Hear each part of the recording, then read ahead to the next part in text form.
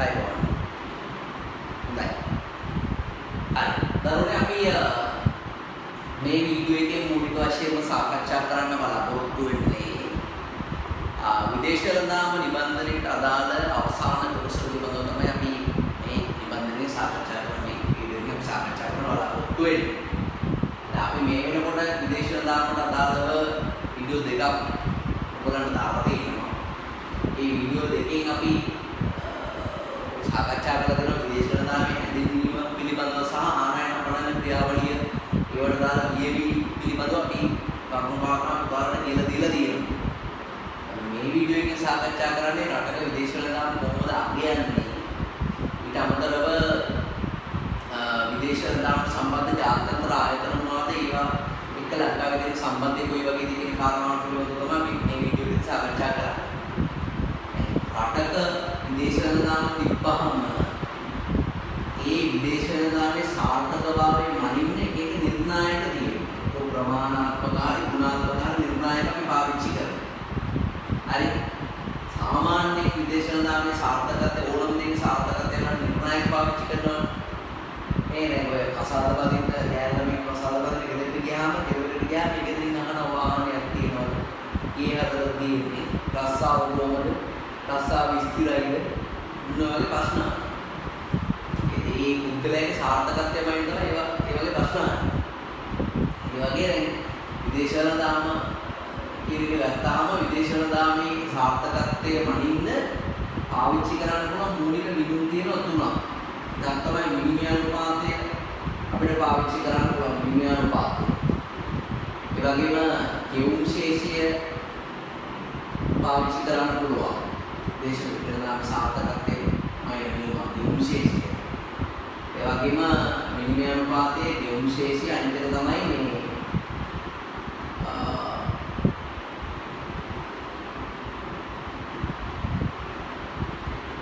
වෙළඳ අනුපාතය. වෙළඳ ශේෂය. හරි.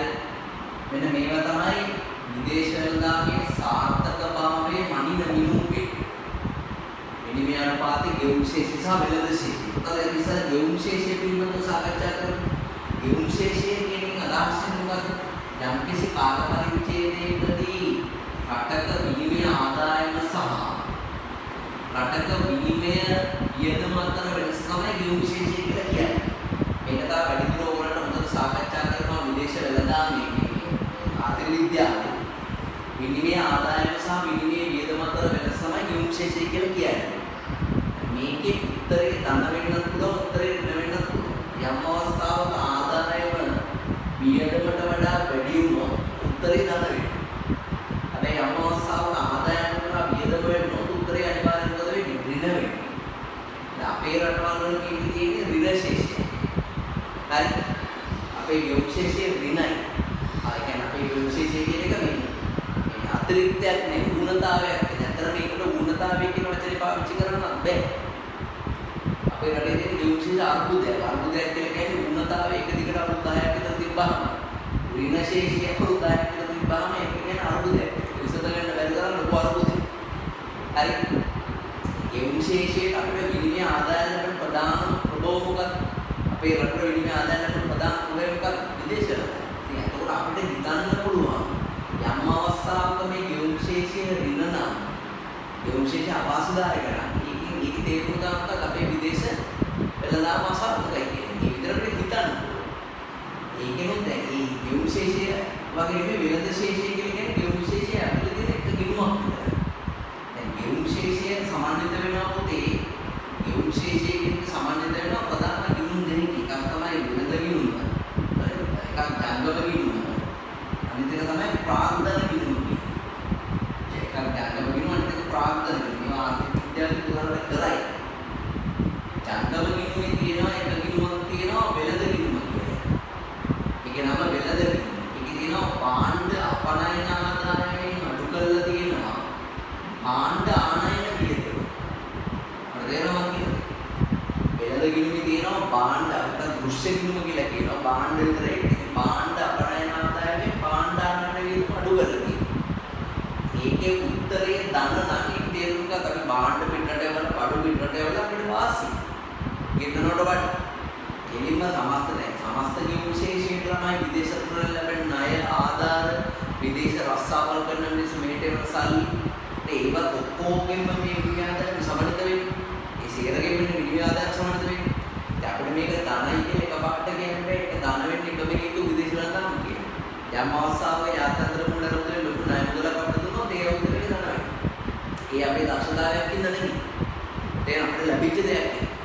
ඒක නිසා එහෙම බලන්න කෙලින්ම වෙනද විනෝද දිහා බලනවා පාණ්ඩාපණයන ආදායමයි පාණ්ඩාපණ විදමයි කියනවා. ඒක තමයි විදේශ වල දාන අනිවාර්ය සාධක.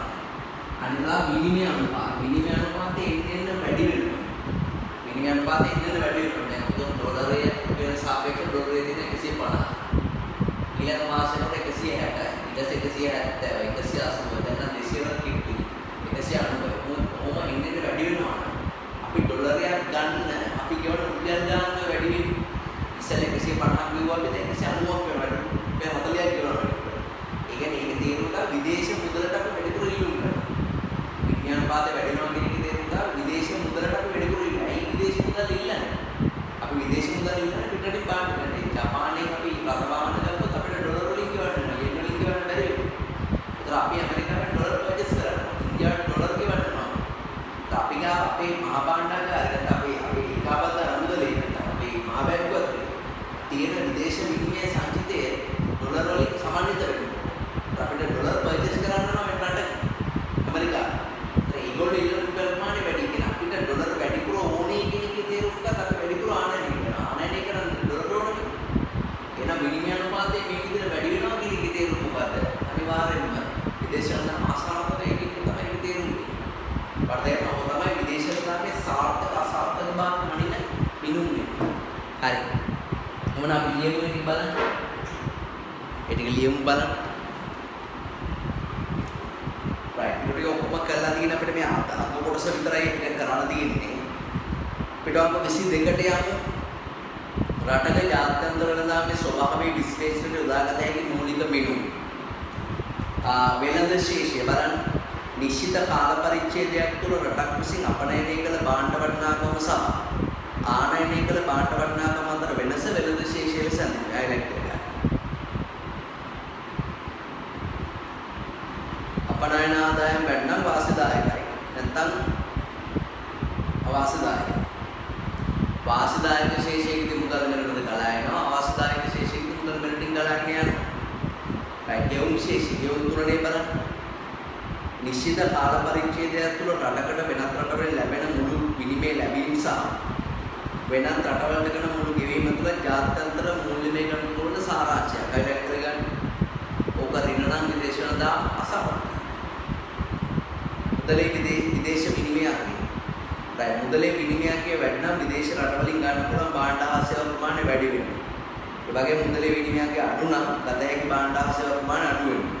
වෙනස් ආකාරයක පොත් රටේ මුදලේ විනිමයකේ වැඩි නම් එමගින් විදේශ මුදල් වැඩි ප්‍රමාණයක් ලබා ගන්න පුළුවන්. මුදලේ විනිමයකේ අඩු නම් ලබාගත හැකි විදේශ මුදල් ප්‍රමාණය අඩු වෙනවා.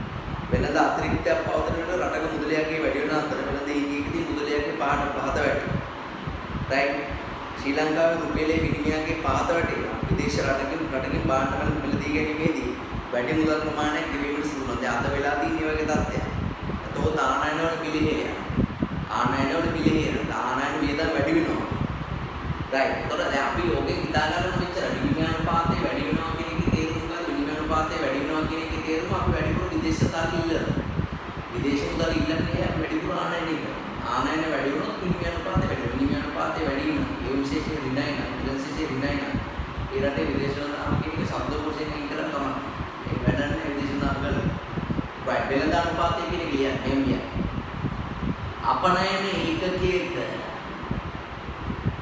අපනයන ඒකකයක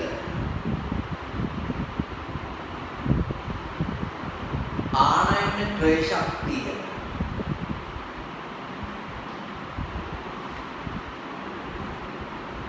අපනයන ඒකකයක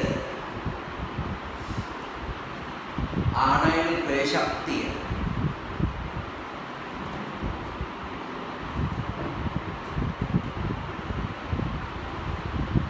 අපනයන ඒකකයක ආනයන ක්‍රය ශක්තිය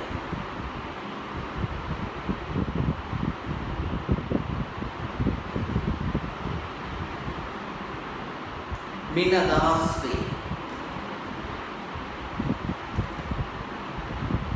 අපනයන ඒකකයක ආනයන ක්‍රේ ශක්තිය මින දහස් වේ.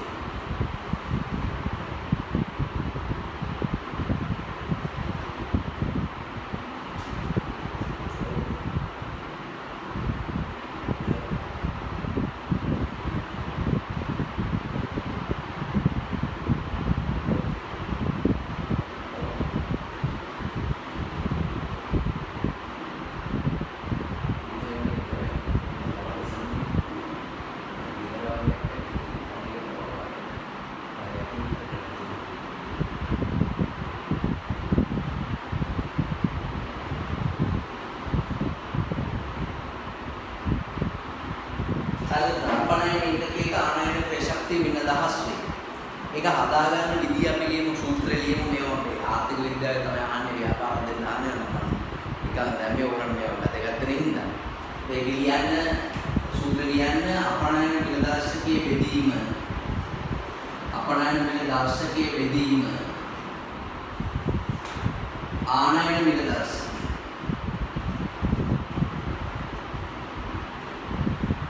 වැඩි කිරීම C. අපනයන මිල දර්ශකයේ බෙදීම ආනයන මිල දර්ශකයේ වැඩි කිරීම C.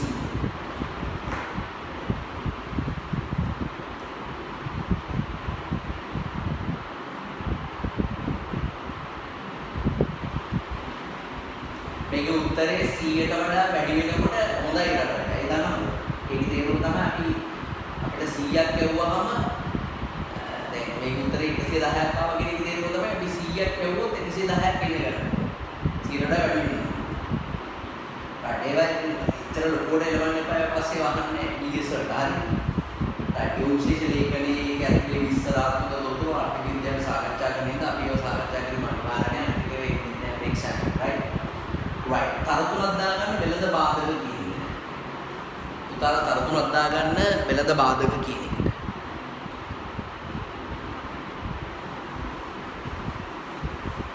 නරුනේ විදේශ වෙළඳාමට ඇතිවන බාධක විදේශ වෙළඳාමට ඇතිවන බාධක ප්‍රධාන කොටස් දෙකකට බෙදෙනවා. හරි. එකක් තමයි තීරු බදු වලින් විවිධ බාධක ඇති වෙනවා. අනිත් එක තමයි තීරු බදු නොවන බාධක ඇති වෙනවා. තීරු බදු බාධක ඇති වෙනවා. අනිත් එක තමයි තීරු බදු නොවන බාධක ඇති වෙනවා. හරි. තීරු බදු බාධක කියලා දෙන්න දෙන්නේ ටැක්ස් ගෙවුවොත් එක රටකට තව රටකට බාණ්ඩ යවන්න අමාරුයි. සමහර බාණ්ඩ තියෙනවා සමහර රටවල් යනකොට අධික ලෙස ටැක්ස් ගන්නවා. ඉන්දියාව තේවිලදී ගන්නේ අපි මේ ඉන්දියාවේ තියෙනවා. අපි ඉන්දියාවට තේ යවනකොට ඉන්දියාව සෑහෙන ටැක්ස් ගන්නවා. අපි තේ අපනයනය කිරීමේ ඉන්දියාවට රට තෝරගන්නේ ඉන්දියාවට යවන්නේ යවනවා විශේෂ අවස්ථා සඳහා. ටැක්ස් ගැහුවොත් අපි ඒ රටට යවන්නේ නැහැ. තවද තීරුබදු නොවන බාධක. උදාහරණ මතකදී මේ වීඩියෝ වල මුල් අවස්ථාවේ අපි නිබන්ධනයේ මුල් අවස්ථාවේ සාකච්ඡා කළා වෙළඳ ආරක්ෂණයට දෙන ආරක්ෂණ ක්‍රම. දැන් තීරුබදු අධිබාධ වර්ණීය තීරුබදු ඒ ඔක්කොම තීරුබදු. ඊට පස්සේ තව සලාක ක්‍රම නැත්නම් අපනයන පංගු ක්‍රම කියන්නේ නිශ්චිත කාලයකට ගෙන්නන්න පුළුවන් සීමාවක් දාන්න. තහනම් කරන ඒවා බලපත්‍ර අනිවාර්ය කරන ඒවා ප්‍රමිතීන් අනිවාර්ය කරන ඒවා ඒ වගේ තීරුබදු නොවනවා.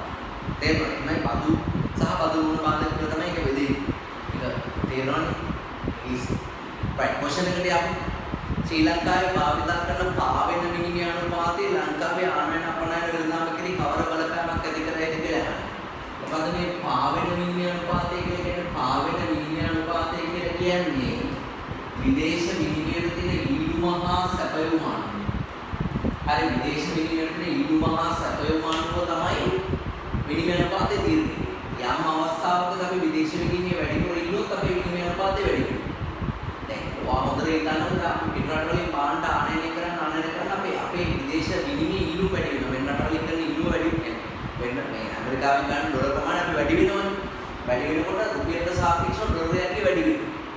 එතකොට ඔයා හිතන්නකො මේ ඩොලර් එකක් තියෙනවා හිතන්නකො 150ට අපි ආනයනය කරලා කොහොමද මේක උස්ස ගන්නවා ඩොලර් එකක් 200. ඒ කියන්නේ රුපියල් 150ට ගෙනාම අපල් පිළි දැන් රුපියල් 200ක්. හරි ඒ කියන්නේ පාවෙන විනිමය අනුපාතයේ හැටි තමයි අපි වැඩිපුර විදේශ විනිමය ඉල්ලනවා නම් විනිමය අනුපාතය වැඩි වෙනවා. ඒ විනිමය අනුපාතය ඉල්ලන විනිමය අනුපාතය වැඩි වෙනකොට අපි මොකද කරන්නේ අපිට මේ ආනයන වල මිල වැඩි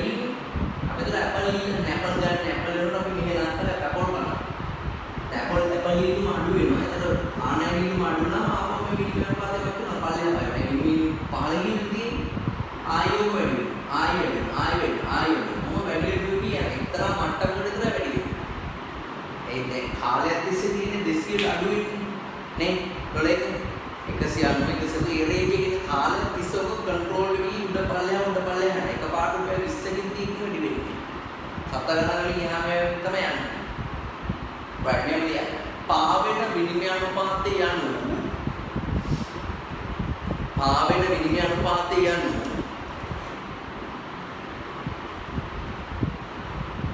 පාවෙන විනිමය අනුපාතය යනු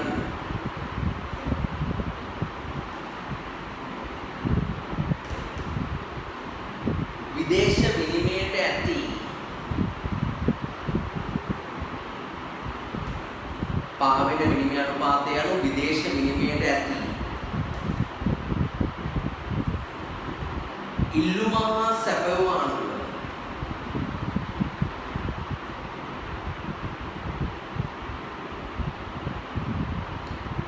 විදේශ විනිමයට ඇති ඉල්ලුම හා සැපයුම අනුව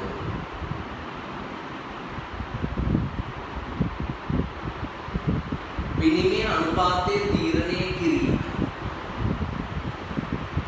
ඉල්ලුම හා සැපයුම අනුව විනිමය අනුපාතය තීරණය කිරීම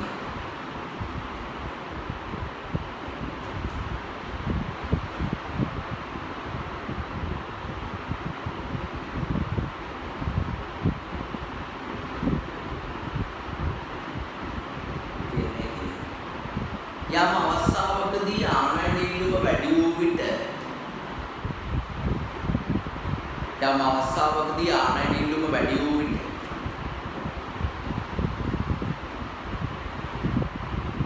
යම් අවස්ථාවකදී ආනයන ඉල්ලුම වැඩි වූ විට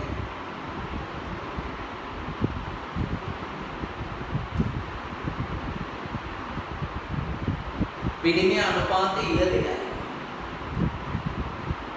ආනයන ඉල්ලුම වැඩි වූ විට විනිමය අනුපාතය ඉහළයි.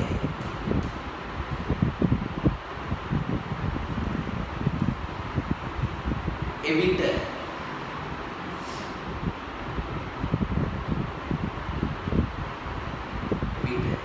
ආනයනවල මිල ඉහළ ගොස් ආනයනවල මිල ඉහළ ගොස්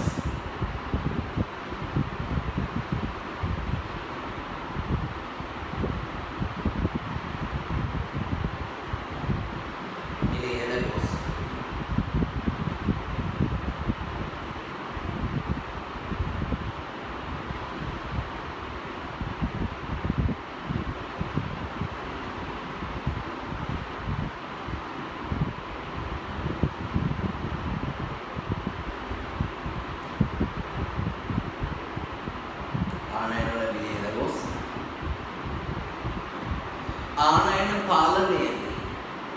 ආනයන පාලනය right එදා ඊට පස්සේ කි දෙවෙනි පස්සේ ආන ලංකාවේ ව්‍යාපාර ගෝලීය විවිධයයි කියන. උන ගෝලීය වෙනවා කියන එකේ තේරුම ලංකාවේ ව්‍යාපාර රවුම් වෙනවා කියන එක නෙමෙයි. ඇයි ජාත්‍යන්තර වෙළඳපොළට ලංකාවේ ව්‍යාපාර යන්න ඕනේ කියලා යන්නේ. එදා විදේශ වෙළඳපොළට ප්‍රවේශ වීමෙන් ව්‍යාපාරික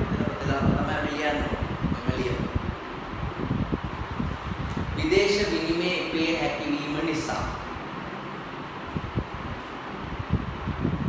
විදේශ විනිමය පේ හැකිවීම නිසා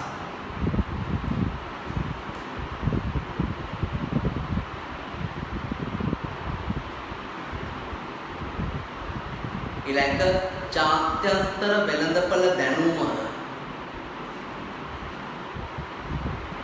ජාත්‍යන්තර වෙළඳපොළ දැනුම උකහාගත හැකිවීම නිසා උකහා ගන්නවා කියන්නේ කුමාරපෑන් නෙමෙයි. උකහා ගන්නවා කියන්නේ ලබා ගන්නවා. උකහාගත හැකිවීම නිසා ජාත්‍යන්තර වෙළඳපොළ දැනුම උකහාගත හැකිවීම නිසා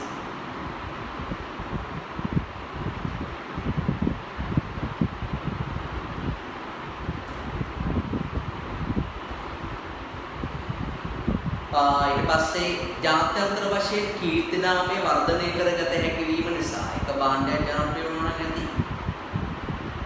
ජාත්‍යන්තර වශයෙන් කීර්තිනාමය වර්ධනය කරගත හැකි වීම නිසා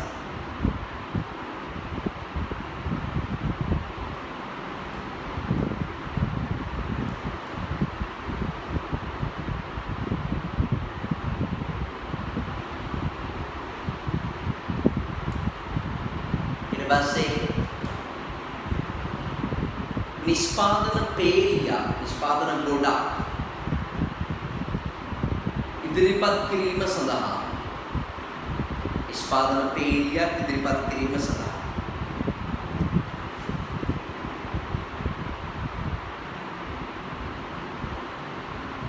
එවැගේම ඉහළ රාජ්‍ය අනුග්‍රහයක් ලබා ගැනීම සඳහා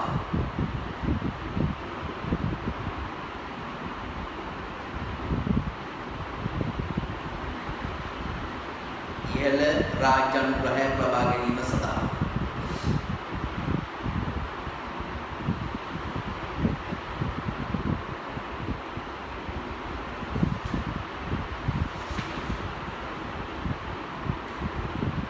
ඉහළ රාජ්‍ය අනුග්‍රහයක් ලබා ගැනීම සඳහා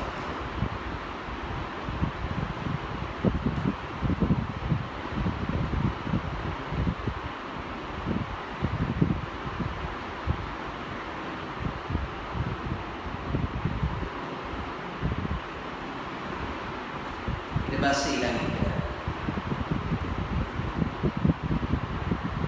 ජාත්‍යන්තර ප්‍රමිතීන්ට අනුකූලව නිපදවා ජාත්‍යන්තර ප්‍රමිතීන්ට අනුකූලව නිපදවා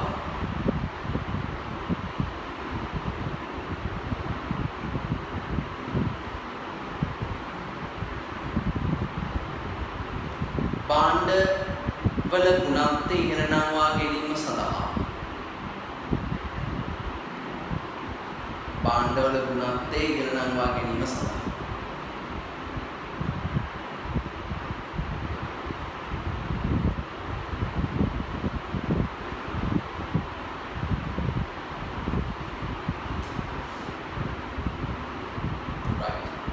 නොගේ හේතු හින්දා තමයි ශ්‍රී ලංකා ව්‍යාපාර ගෝලීය තීර්ථය හරි ඊපස් වර්තමානයේදී ගෝලීය යන පදයට නව අර්ථයක් දිය හැක මේ ප්‍රකාශය ඉස්සරහව පැහැදිලි කරනවා. ඒ කියන්නේ ඒක තේරුම් ගන්න දැන් ඉස්සර ගෝලීය කරදී කිව්වේ මොකක්ද? එක රටක භාණ්ඩ තව රටක භාණ්ඩ තව රටකට ගිහිල්ලා එහෙම භාණ්ඩ ආනයනය අපනයනය වෙන රටවල් අතර ඒක කියන ගෝලීය. නමුත් දැන් ගෝලීයකරණය කියනකොට පුළුල් අර්ථයක් තියෙනවා. රටවල් අතර ඉඳාසේ භාණ්ඩහාසය විතරක් නෙමෙයි දැනුම තොරතුරු වගේම නිෂ්පාදන සාධක ඒවා සංචලනය වෙනවා. නිසා ගෝලීය සංස්කෘතිය ඒවා සංචලනය වෙනවා. ඒ සියලු දේවල් එකතුවක් තමයි ගෝලීකරණය කියලා කියන්නේ. මොලිය. අතීතයේදී ගෝලීයකරණය ලෙස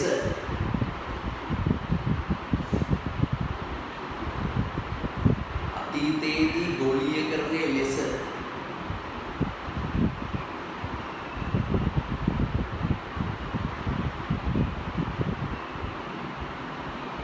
අදහස් වූයේ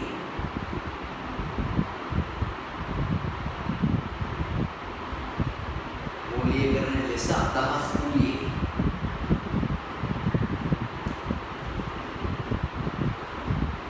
රටවල් අතර සිදු වූ භාණ්ඩ හා සේවා සංචලනයේ පමණි.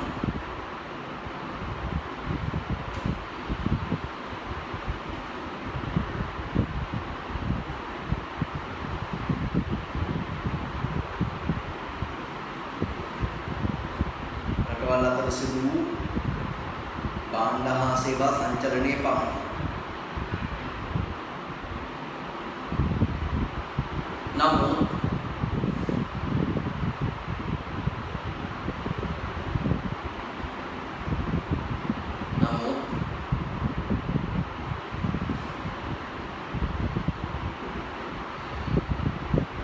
වර්තමානයේදී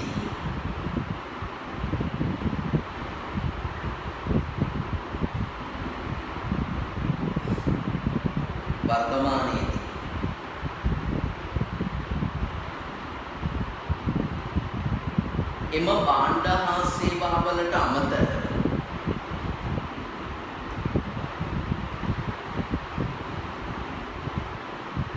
භාණ්ඩ හා සේවාවලට අමතරව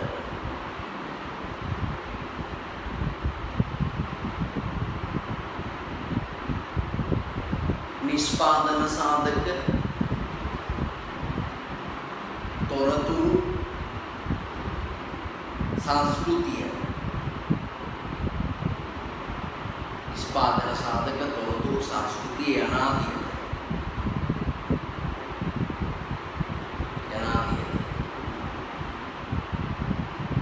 නිදහසේ සංචලනයේදී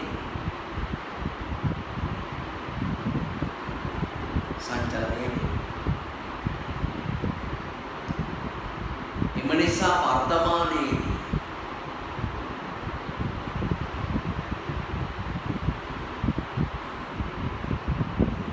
ගෝලීය යන පදයට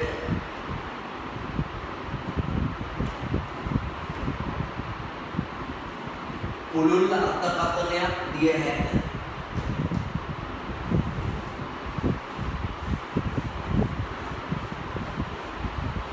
ගෝලීය යන පදයට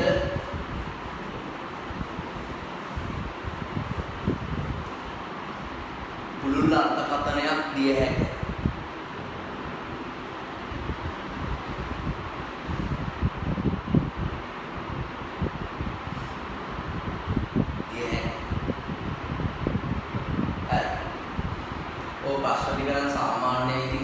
සාමාන්‍ය බලන්න විභාගයේ වැදගත් ඒ විශේෂයෙන්ම දැන් මම ඔය සාකච්ඡා කරපු කොටස් වලින් උදාහරණ වැදගත්ම දේ තමයි විදේශ වල දාන ටිකට බාධක කියන කොටස තමයි විභාගයේදී ගොඩක් වෙලාවට එන්නේ. ඊළඟට තව පුතල තව තුනක් දාගෙන 24 වෙනි පිටුවේ යාත්‍රාන්තර වෙළඳාමට සම්බන්ධ විවිධ සංවිධාන හා ක්‍රියාකාරකම් කියන කොටසක් තියෙනවා නේද? අන්න ඒකට තව තුනක් දාලා යාත්‍රාන්තර සංවිධාන සහ ක්‍රියාකාරකම්. එතකොට විදේශ වෙළඳාමට සම්බන්ධ විවිධ යාත්‍රාන්තර සංවිධාන ක්‍රියාකාරකම් වගේ දේවල් අපේ ප්‍රධාන කොටස් තුනකට බෙදෙනවා. එකක් තමයි වෙළඳ කිවිසුම් තියෙනවා. ඔයගොල්ලන් සාකච්ඡා කරලා වෙළඳ කිවිසුම් වර්ග තියෙනවා. ඒ වගේම වෙළඳ හවුල් නැත්නම් අපි කියනවා වෙළඳ හවුල් නැත්නම් අපි කියනවා වෙළඳ සංගම් තියෙනවා. වෙළඳ හවුල් සංගම් තියෙනවා. ඒ වගේම ජාත්‍යන්තර සංවිධාන තියෙනවා. ඔපලදාම තෝරන ජාත්‍යන්තර සංවිධාන තියෙනවා. විශේෂයෙන්ම මේ වැදගත්ම දෙයක් තමයි ජාත්‍යන්තර සංවිධාන කියන එක. ජාත්‍යන්තර සංවිධාන වලින් කරන්නේ ලෝකයේ වෙළඳාම පාලනය කරන එක. තමන්ගේ රට ස්වාධීනයි කියන තමන්ට ඕන විදිහට වෙළඳාම සම්බන්ධයෙන් තීරණ ගන්න බෑ. මේ දවස්වල ශ්‍රී ලංකාව තීරණය කරලා තියෙනවා පුළුවන් තරම් ආනයන අඩු කරන්න. හරි අපි ආනයන අඩු වෙන කායයක් ගන්නෑ. අපි වෙන කායයක් ගන්න තුනම ඒගොල්ලොත් අපෙන් ගන්න. යුරෝපා සංගමයේ ලිපියකින් ගන්න දිරදී කරපාල කීපයක් වෙලදලා ඒවා ජාත්‍යන්තර වෙළඳ නීති සහ ඒ ප්‍රාක්‍තන්තිට විරුද්ධයි. එහෙම කරන්න බෑ. ඒකට අපේ රට කරන ටිකෙන් ක්‍රමක්‍රමික කරන වැඩෙන්න එකපාරට අපි ගන්නනේ අපි තහනම් කරන්නේ කොහොම මේක ජාත්‍යන්තර රටවල් වලට විතර දෙවීම. ඒගොල්ලන්ගේ මාන අපි ගන්න නැත්නම් අපේ මානත් ඒගොල්ලෝ ගන්න. කල්පනා කරලා වැඩ කරන්න. ජාත්‍යන්තර සංවිධාන ගත්තාම විදේශ දාන පාලනය කරන ප්‍රධානම ජාත්‍යන්තර සංවිධාන තුනක් තියෙනවා. ඒ තමයි එකක් IMF එක. IMF කියන්නේ ජාත්‍යන්තර මූල්‍ය ආරම්භය. ඒ ජාත්‍යන්තර මූල්‍ය ආරම්භය තමයි ඇමරිකාවේ තියෙන්නේ. ඒගොල්ලෝ තමයි රටවල් වලට විදේශ විනිමය ණය දෙන්නේ. සමහර දැන් අපි ගෙවුම් ශේෂය ගැන කතා කරන්නේ. සමහර රටවල ලංකාව වගේ රටවල ගෙවුම් ශේෂ අර්බුද තියෙනවා. ඒ කියන්නේ ඍණ ශේෂය අවුරුදු 10ක් 15ක් තුන ඍණ ශේෂය. ඒ වුණාම රටේ විනිමය අඩුයි. බාණ්ඩ ආනයනය කරන්න සල්ලි දෙන්නේ. රට විදේශ විනිමය මේ අර්බුදයකට ඉර වෙලා තියෙනවා.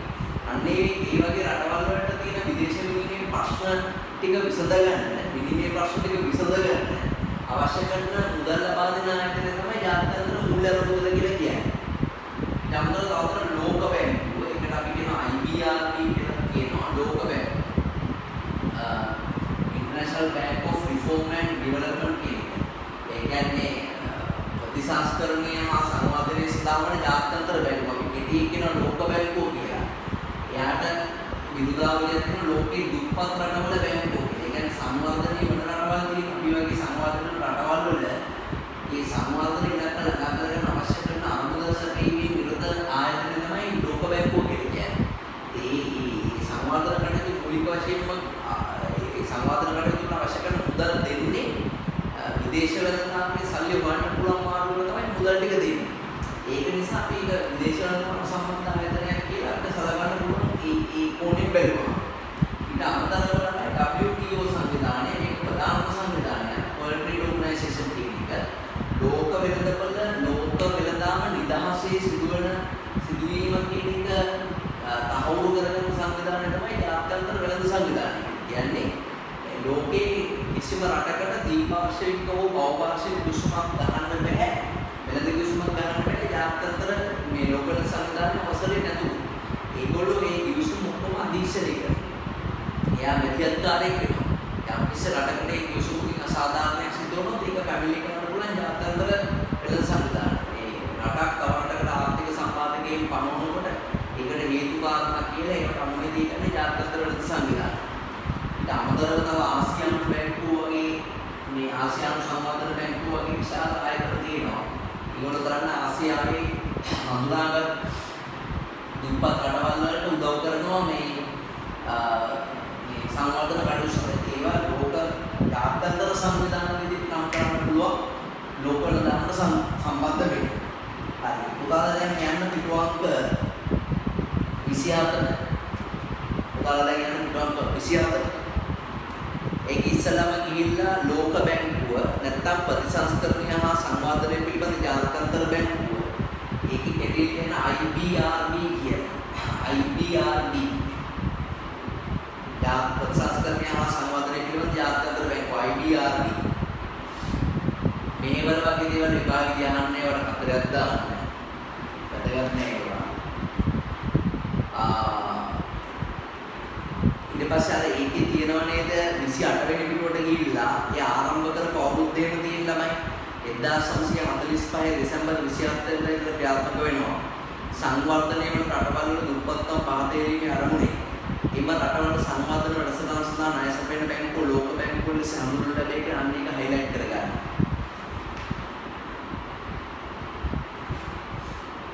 වරහන් තුල යන දුප්පත් රටවල බැංකුව කියලා. දුප්පත් රටවල බැංකුව කියලා කියනවා. දුප්පත් රටවල බැංකුව.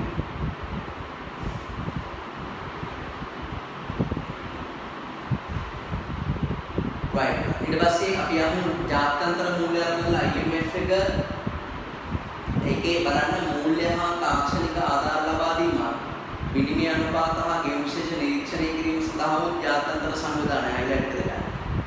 ලෝකයේ රටවල් වල විනිමය අනුපාත කොහොමද ප්‍රකාශනපත් වෙන්නේ? ගෙවුම් විශේෂ අර්බුද කොහොමද විසඳගන්නේ? අන්න ඒවා තමයි ජාත්‍යන්තර මූල්‍ය අරමුදලෙන් කරන්නේ. ප්‍රධාන කාර්යාලය ඇමරිකාවේ වොෂින්ටන් නුවර තියෙන්නේ. රටවල් ගන්න පරිවර්තන වෙනස් වෙන එකයි හයිලයිට් කරගන්න. ප්‍රධාන කාර්යයන් තුන හයිලයිට් කරගන්න. විනිමය අනුපාතයේ ස්ථාවරව පවත්වාගෙන යන්න. ගෙවුම් විශේෂ ගැටලු විසඳ ගන්න.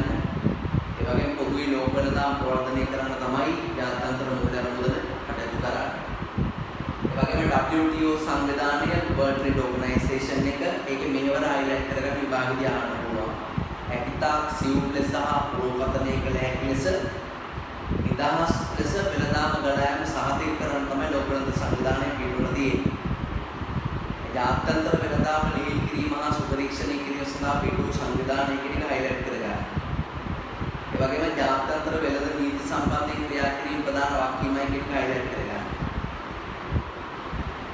ඒකේ කාර්යයන් වල පළවෙනි කාර්යයන් දෙක හයිලයිට් කරගන්න. සමාජික රටවල් වල වෙළඳ කිවිසුම් ක්‍රියාත්මක කිරීම සහ පරිපාලන ඒ වගේම සමාජික රටවල් අතර පැන නගින වෙළඳ ආරවුල් නිරාකරණය කරන්න සාකච්ඡා මණ්ඩප සකස් කිරීම.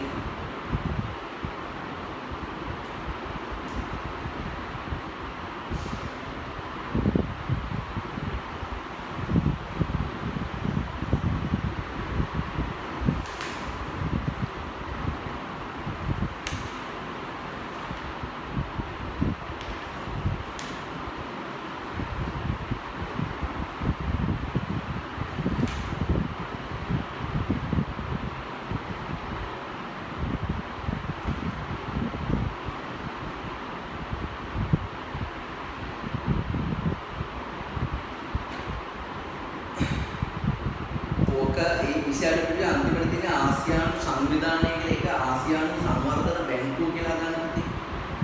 ආසියානු සංවර්ධන බැංකුව කියලා ගන්නවා.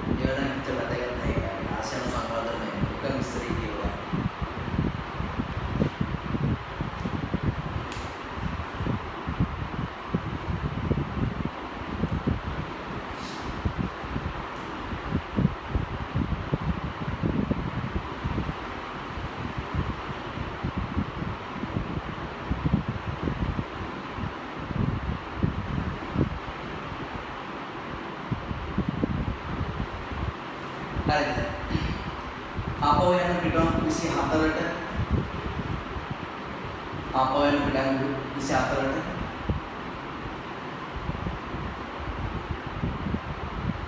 හරි අපි ප්‍රධාන වෙළඳ කිවිසුම් තුනක් පිළිබඳව කතා කරමු. ලෝකයේ ක්‍රියාත්මක ප්‍රධානම වෙළඳ කිවිසුම් වර්ග කීපයක්. එකක් තමයි එක වෙළඳ කිවිසුමක් තමයි නැෆ්තා කිවිසුම. නැෆ්තා කිවිසුම. ඒ වගේම තව කිවිසුමක් තමයි මේ සෆ්තා කිවිසුම. ඒ වගේම තව කිවිසුමක් තමයි පුතා ඇට්ටා කිවිසුම. ආසියා පැසිෆික් කිවිසුම. ඇට්ටා. හරි. මේ නැෆ්තා කියන කිවිසුම උතුරු ඇමරිකාව නිදහස් වෙන කිවිසුම. ඒ කියන්නේ උතුරු ඇමරිකාවේ රටවල් තුනක් තියෙනවා. එකක් කැනඩාව, ඇමරිකා එක්සත් ජනපදය, ඒ වගේම මෙක්සිකෝ. මෙන්න මේ විශාල රාජ්‍යයන් තුන. මෙන්න මේ රාජ්‍යයන් තුන අතර ටැක්ස් නැතුව පාණ්ඩු හුවමාරු කරගන්න තමයි නැෆ්තා කිවිසුම දාලා දෙන්නේ. ලෝකේ විශාලම භූමි ප්‍රදේශය. ලෝකේ විශාලම භූමි ප්‍රදේශය අයිති වෙන්නේ නැෆ්තා කිවිසුම. සෆ්තා කිවිසුම South Asian Free Trade Association කියන එක දකුණු ආසියාව නිදහස් කර කිවිසුම. දකුණු ආසියාවේ රටවල් 8ක් එකතු වෙලා ඒ රටවල් 8 අතර පාණ්ඩු හුවමාරු කරගන්නකොට අඩු තීරුබදු සහ තීරුබදු නිදහස් වීම කියන කිවිසුම තමයි සෆ්තා කිවිසුම කියලා කියන්නේ. රටවල් 8 ගන්නවා ලංකාවේ ඉන්නවා, පිටින් ඉන්දියාවේ ඉන්නවා, අල්ලපුරට පාකිස්තානේ තියෙනවා, බංග්ලාදේශේ තියෙනවා, මාලදීවයේ තියෙනවා, භූතානයේ තියෙනවා, පාකිස්තානයේ තියෙනවා, ඒකට අමුතෙන් කවුලේ ඇෆ්ගනිස්තාන. ඒ වගේ සෆ්තා කිවිසුම කියන්නේ ඒ වගේ. ආසියානු පැසිෆික් කිවිසුම, ඇට්ටා කිවිසුම ගත්තා. ඒ ඇට්ටා කිවිසුමත් ඒ වගේ ලොකු කිවිසුමක් එකක්. අර ඉස්සරහම බලමු ඒ කිවිසුම පිළිබඳව බලමු. අපි යමු පිටුම් 26ට සෆ්තා කිවිසුම කියන එකට යමු. දකුණු ආසියානු කලාපීය නිදහස් වෙළඳ ප්‍රදේශය කියලා එකට කියනවා. බලන්න සෆ්තා යනු තීරුබදු හා තීරුබදු නොවන බාධා වලින් තොර වූ අබාධ වෙළඳාමක් සඳහා නිදහස් වෙළඳාමක් සඳහා දකුණු ආසියාතික රටවල් 7ක් නෙමෙයි 8ක් වෙන්න ඕනේ. දකුණු ආසියාතික රටවල් 8ක් විසින් ඇති කරගත් එකඟතාවය. කිවිසුමේ ඒ සෆ්තා කිවිසුමේ විශේෂීත්වයක මෙන්න මේවා ඇතුළත් කිසිදු ආයාත සීමාවකින් තොරව තීරුබදු ඉවත් කිරීම. හරිද? ඊළඟට තව නීතිමය බාධක ඒවා තමයි ව්‍යුහාත්මක බාධක කියන ඒවා ඉවත් කිරීම. වරාය බැංකු වෙළඳාම ආශ්‍රිත සේවා පාස්කම් ඇති කිරීම ලොකු වැදගත්කමක් නැහැ. ඒකට අසංගත රටවල් සෙට් එක පැත්තකින් ලියා ගන්න පුතාලා. රටවල් සෙට් එක පැත්තකින් උනා ලියා ගන්න.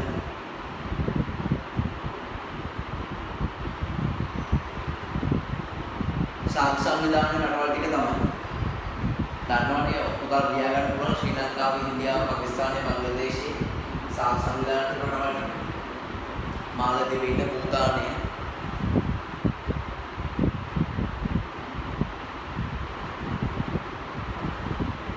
අලුතෙන්ම එක්ක වුණේ ඇෆ්ගනිස්තානය.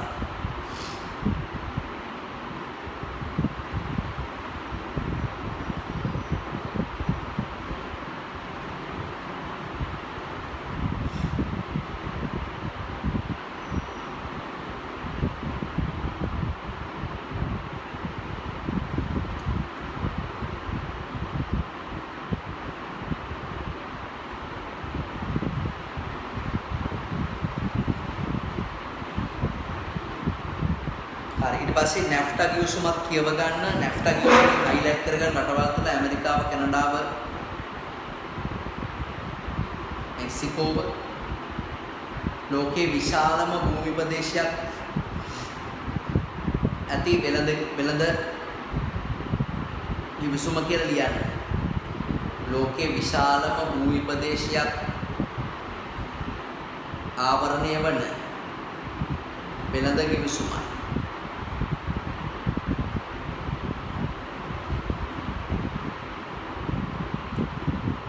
විශාලම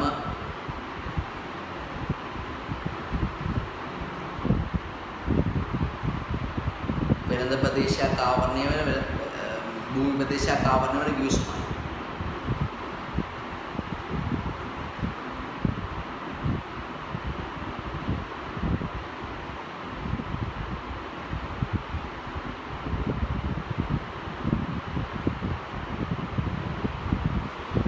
වගේම ආසියා සාන්තිකර ගිවිසුමක් කියවන්න.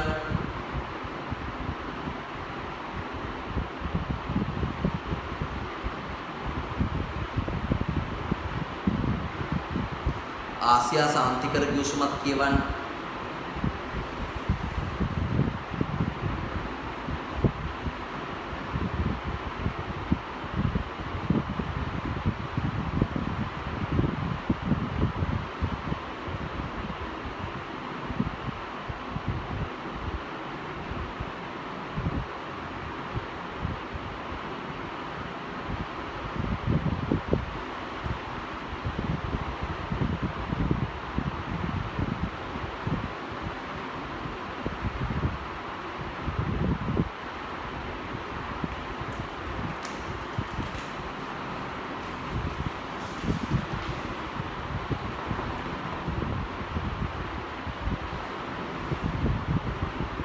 ඒකේ highlight කරගන්න එකට වර්තමානයේ ආසියා පැසිෆික් ගිවිසුම කියනවා කියන එක.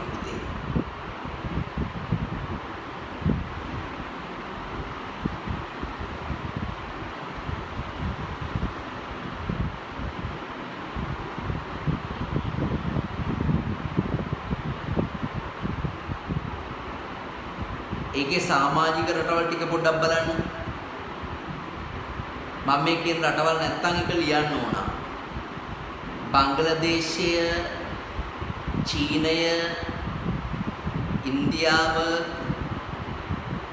ලාओसය, ශ්‍රී ලංකාව, කොරියාව, මොංගෝලියාව කියන රට දාගන්න. මොංගෝලියාව වගේ දාගන්න. ආසියා ශාන්තිකර ගිවිසුම කියන්නේ ආසියා පැසිෆික් ගිවිසුමම තමයි.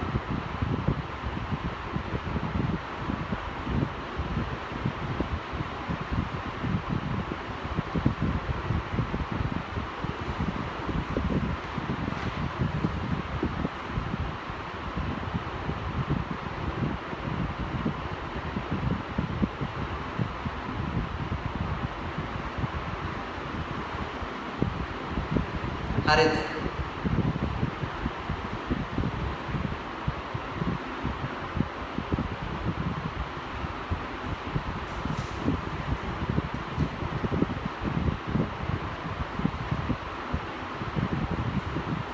right ඊට පස්සේ ආපහු පුතාලේ යන්න පිටුවංක 24 පිටුවංක 24 දැන් අපි වෙළඳ ගිවිසුම් ගැන බලනවා නැෆ්ටා සෆ්ටා ඇෆ්ටා කියන ඒවා ගැන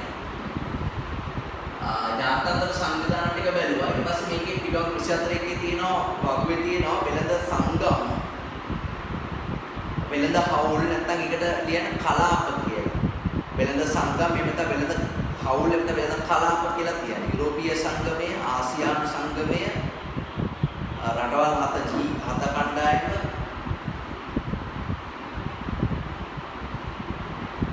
සාත් සංවිධාන ඒක ආක් කියලා තියෙන එක සාක් කියලා හදන්න SA ඒක නෝත් SA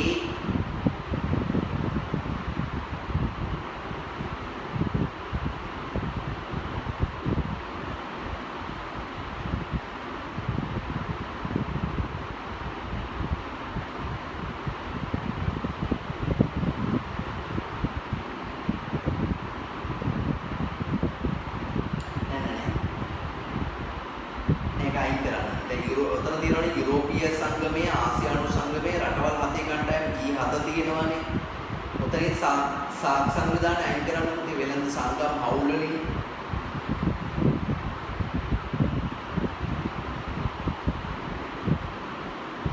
සාක් එක අයින් කරන්න එතනින්.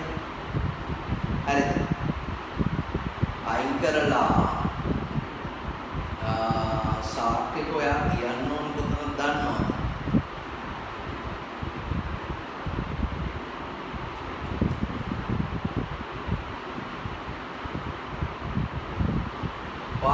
එක දාගන්න ජාත්‍යන්තර සංවිධාන වලට. දැන් අපි තුන්වෙනි ජාත්‍යන්තර සංවිධාන IMF, IBRD, WTO, ADB කියන එක බැලුවානේ. දැන් ඒකට සාක් සංවිධාන දානවා. රයිට් සාක් සංවිධාන ඒකට තියෙනවා. එහෙනම් ඔයා වෙළඳ සංගම් වලින් හවුල් වලින් සාක් සංවිධානය අයින් කරගන්න ඒක වෙළඳ සංගමයක් නෙමෙයි ජාත්‍යන්තර සංවිධානය. රයිට්. ඒකෙන් දැන් අපි බලමු මේ සංවිධාන පිළිබඳව විශේෂයෙන්ම 25 පිටුවට යන්න පුතා. ඒකේ යුරෝපීය සංගමය තමයි ලෝකයේ තියෙන ප්‍රධානම වෙළඳ මේ සංගමයක් නැත්නම් කලාපයක්. රටවල් සමාජික වර්තමාන රටවල් සමාජික සංඛ්‍යාව 28ක්. පොදු මුදල් ඒකකයක් තියෙනවා යුරෝ ආවරණය වන කලාපයේ යුරෝප කලාපය. ඒ වර්තමාන සමාජික සංඛ්‍යාව ඔයා දාගන්න 28 කියන එක 26ක් කියනවා. ඒකෙන් දැන් බ්‍රිතාන්‍ය අයින් වෙලා තියෙන 26ක් කියලා දාගන්න. එනේ 28ක් කියලා දාගන්න. 27යි තිබ්බේ දැන් ඒක 28ක් වුණා.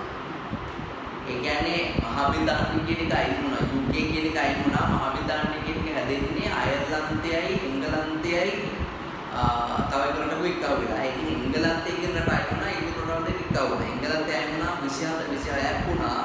අර රටවල් දෙක ගොන 28 තමයි. ආසියානු සංගමයේ බලන වර්තමාන සමාජික සංඛ්‍යාව ඉන්නවා. ඒකේ එතන ඔය පැත්තකින් සයිඩ් එකේ ලියාගත්තේ ශ්‍රී ලංකාව ඇතුළත් නොවේ කියලා. ලංකාව නැහැ. සාක් සංවිධානයේ ලංකාව ඉන්නවා. දැන් සාක් සංවිධානය කියලා කියන්නේ වෙළඳ හවුලක් නෙමෙයි. ඒක ජාත්‍යන්තර සංවිධානයක්. එතන ඒක කපන්න තනියරකින් කපන්න. ඒක එතන දාන්න බෑ ඒක. තනියරකින් එතනින් කපලා තේන විදිය තනියරකින් කපලා වරහන් ඇතුලේ ලියන්න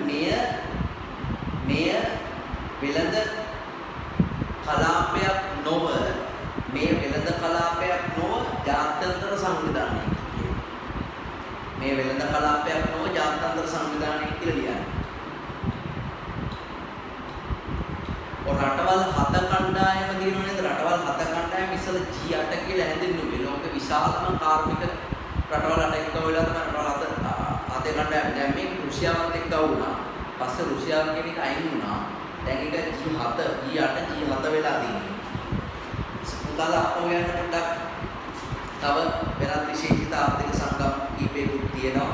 ඒවත් පුතාලා නිකන් බලන්න. දැනුමට කියව ගන්න. මෙන්න 28 වෙනි අන්තිම පිටුවට ඇවිල්ලා එතන ලෝක වෙළඳාම උපකාර කරන 27 පිටුවේදී ලෝක වෙළඳාම උපකාර කරන ජාත්‍යන්තර ආයතන තියෙනවා. ඒකේ පළවෙනි එක ලෝක බැංකුව, දෙවෙනි එක ජාත්‍යන්තර මූලධන, තුන්වෙනි එක ලෝක සංවිධානය, හතරවෙනි එක ආසියානු සංවිධානය, පස්වෙනි එක සාක් සංවිධානය. සාක් සංවිධානය කියන විස්තර අතන තියෙනවා. අපි අතනින් කැපුවේ එතන තියෙනවා. ඒක වැරදිලා ඇති කියලා. සාක් සංවිධානය.